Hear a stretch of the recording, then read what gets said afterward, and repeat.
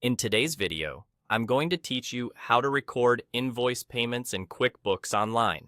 By the end, you'll know exactly how to apply a customer's payment to the right invoice so your records stay accurate and up to date.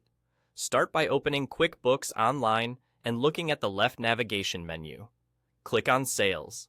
This is the hub for everything related to your customers, products, and invoices. If your layout looks slightly different, don't worry. Just look for the Sales section in the left panel. That's where invoice tracking lives. Next, go to the Invoices tab. Here, you'll see a list of every invoice you've created and sent. You can scan the list or use the search box and filters to quickly find the specific invoice you're working with.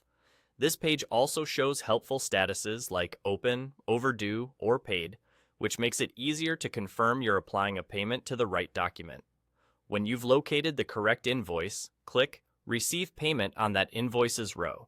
This tells QuickBooks you're not creating a new invoice, you're applying money you've received from the customer to an existing one, which ensures your accounts receivable is reduced correctly. Now, fill out the payment details carefully. Choose the payment method, such as cash, check, bank transfer, or card, so your records reflect how the money arrived. Enter a reference number if you have one. This could be a check number or a transaction confirmation, which makes future lookups simple. Select the account the payment was deposited to. If the money hasn't been grouped with other payments yet, choose undeposited funds so you can combine it later in a single bank deposit. If the funds already went straight into your checking or another bank account, pick that account here. Check the payment date so it matches when you actually received the money and verify the amount. If the invoice is paid in full, the balance should match. If it's a partial payment, adjust the amount accordingly. QuickBooks will track the remaining balance automatically.